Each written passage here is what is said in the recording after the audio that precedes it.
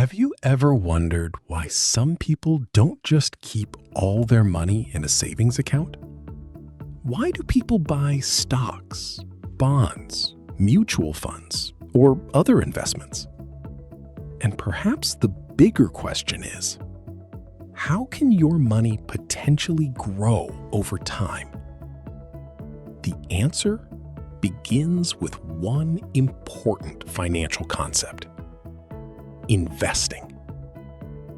Whether you're completely new to investing, you've heard the word many times, or you're simply wondering how people build wealth over the long term, this lesson is for you. In this video, we'll answer a simple question: what is investing? We'll look at why people invest, what an investment strategy means, some common investment strategies, and how to think about when you should start investing. So, let's get started. Let's start with the basics. What exactly is investing?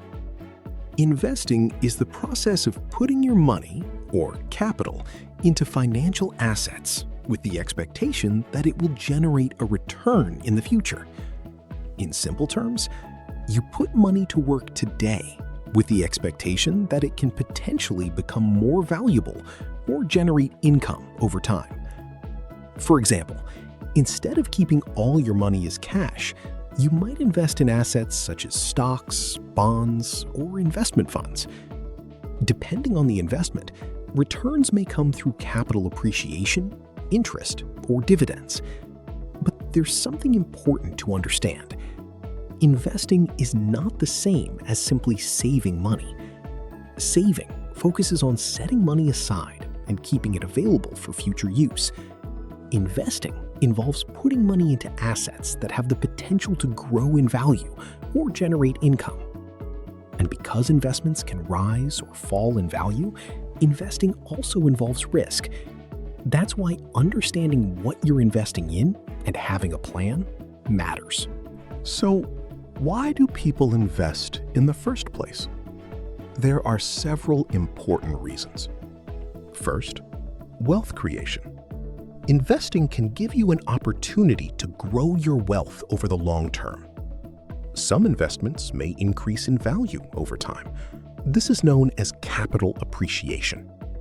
Other investments may generate income, such as dividends or interest. So, depending on the investment, you may have an opportunity to benefit from both growth and income. Of course, returns are never guaranteed, and every investment carries some level of risk. Second, diversification. Imagine putting all your eggs in one basket. If that basket falls, you could lose everything inside it. Investing gives you access to different types of assets and investments. By spreading your money across appropriate investments, you can reduce the impact of poor performance from any single investment. That's the basic idea behind diversification. It doesn't eliminate investment risk, but it can help you manage risk. Third, protecting your purchasing power. Think about what a certain amount of money could buy 10 years ago, compared with what that same amount can buy today.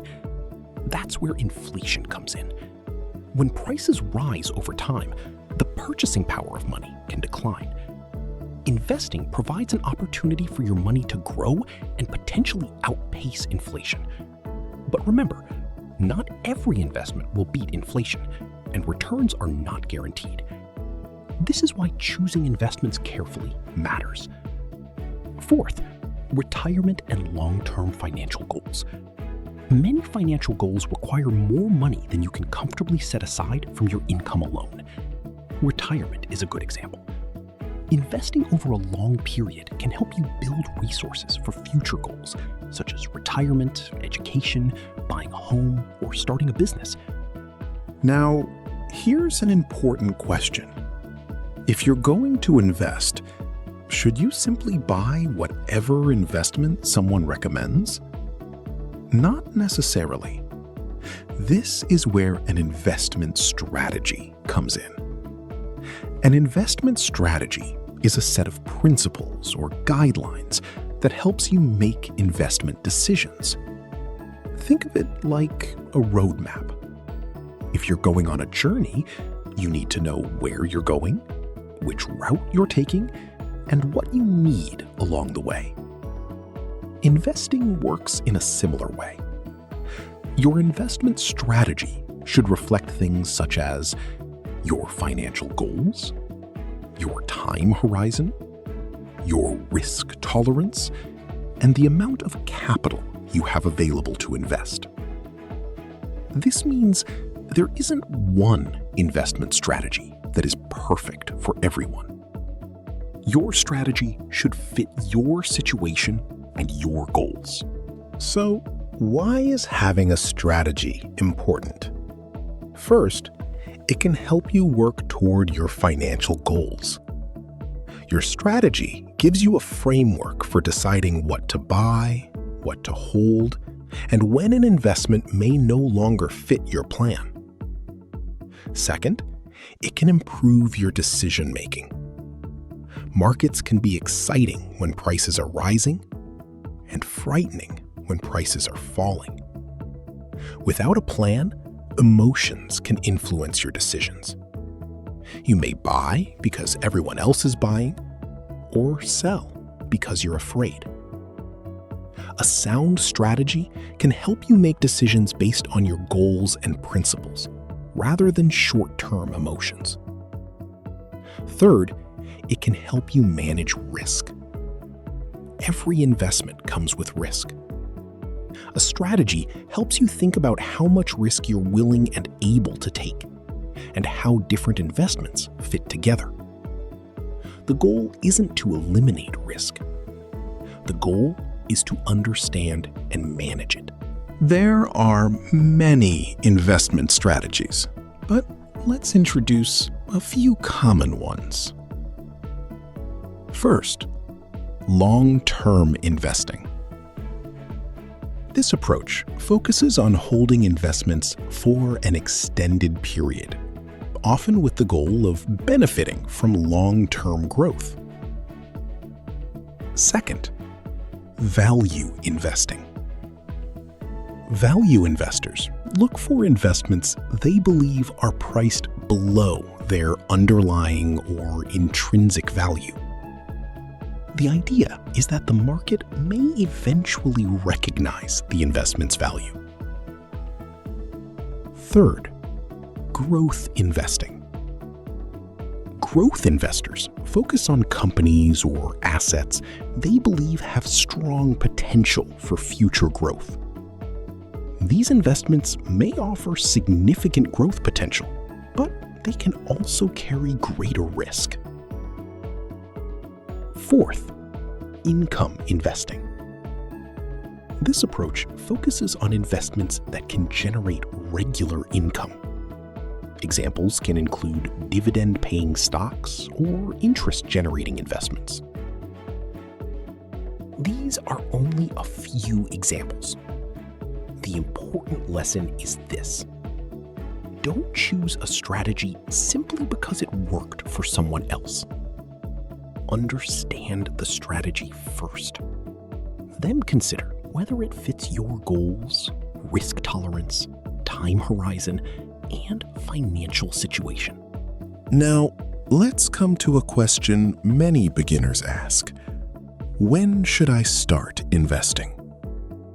You may hear people say, the best time to invest was yesterday. The next best time is today. While we shouldn't take that statement literally, it highlights an important principle. Time can be valuable when you're investing for long-term goals. Starting early can give your investments more time to potentially grow. But starting early doesn't mean rushing into investments you don't understand. Before you invest, take time to learn. Understand your financial goals. Understand your risk tolerance. Build an appropriate financial foundation. Research the investment and develop a strategy that fits your situation. The goal isn't simply to start investing early. The goal is to start investing wisely. Here's a simple way to think about investing. Imagine you're planting a tree. You don't plant a seed today and expect a fully grown tree tomorrow.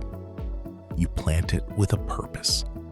You give it the right conditions. You monitor its growth, and you give it time. Investing can work in a similar way. You start with a financial goal. You choose investments that fit your strategy. You manage the risks, and you give your plan time to work. This is why investing should be approached with knowledge, patience, discipline, and a clear strategy. Let's quickly recap what we've learned. Investing means putting money into financial assets with the expectation of generating returns over time. People invest for several reasons: wealth creation, diversification, protecting purchasing power against inflation, and long-term goals such as retirement. An investment strategy is a set of principles that guides your investment decisions. Your strategy should consider your financial goals, time horizon, risk tolerance, and available capital. We also looked at several investment strategies, including long-term investing, value investing, growth investing, and income investing. And when it comes to starting, don't focus only on starting early. Focus on starting wisely. Learn first. Have a plan. Understand the risks. And make investment decisions that align with your financial goals. Investing can be a powerful tool for building wealth, but it isn't a shortcut to getting rich. It requires knowledge, patience, discipline, and a strategy. So before you invest your money, invest in your financial knowledge. If this lesson helped you understand investing better, give this video a like, subscribe to Jireh Wealth, and turn on notifications so you don't miss our upcoming financial lessons. And I'd love to hear from you. What is the first financial goal you would like investing to help you achieve? Share your answer in the comments. Thank you for watching. I'm Mr. Fab, and I'll see you in the next lesson. Keep learning, keep growing, keep building your financial future.